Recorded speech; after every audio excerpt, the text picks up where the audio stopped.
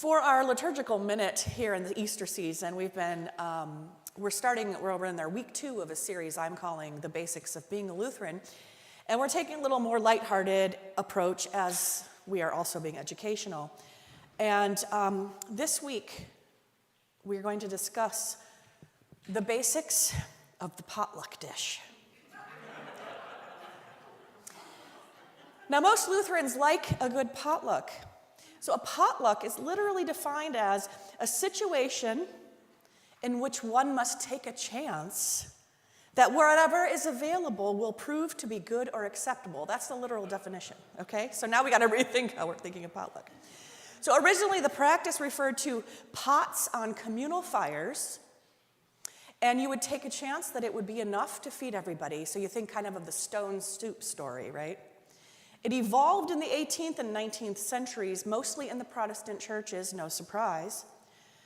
The potluck has taken many forms over the years. It used to actually be used as a fundraiser at many churches, but during rationing periods, like during World War II, potlucks would be used as a way so you could still get together, but there'd be less pressure on families to come up with the way to feed everybody.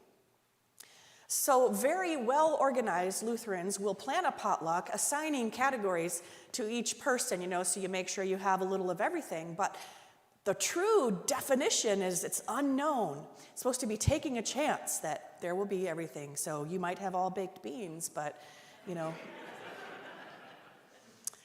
So today we enjoy potlucks in church because sharing meals together is a fundamental way of building relationships and building community. Having a potluck not only shares the load of the meal preparation, but it also allows people a chance to try new dishes. So potlucks, you would imagine, are different from region to region and in each church specialty. Each church itself has its own expected dishes. But just a quick note, typically you'll find dishes in 3 major categories: the salad, the casserole, and of course, the dessert. When contemplating the salad course, you might find first suspend what you would normally consider to be a salad. If you're unsure if your dish is a salad, I want you to consider the following. Does this dish contain a fruit or a vegetable? Can it be served cold? Can it be served with tongs or a spoon? So it's most likely a salad. The casserole dish is usually served hot. So many places just call it a hot dish. Again, a few components. You have the starch, the meat or the protein, and of course, the cereal. Because casseroles need some crunchy pizzazz, if you know, just like salads. And then, of course, the dessert. And this is the whole reason that we eat the protein, to sustain our blood sugar levels so we can have the dessert. 3 ingredients to desserts are usually flour, fudge, and pie crusts.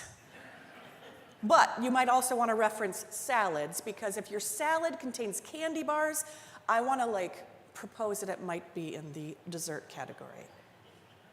But of course, the most important ingredient of a potluck is the friends that you share it with. Meals were an important way to connect, especially even in Jesus' time. We're going to talk a little bit more about that today in our gospel. So sharing a meal, it's Christ-like, it's important, it's part of a ministry, and sometimes we don't put as much value on it as maybe we should. All humor aside, I'd like to also plant in you the seed that when we have potlucks, it's important to think of everybody that might be coming. So if people have special dietary needs, how can we help them to feel more welcome? Do you have a granddaughter who's gluten-free? Maybe you want to make a gluten-free dish and label that. So something to think about as we continue to this tradition of the potluck in our church.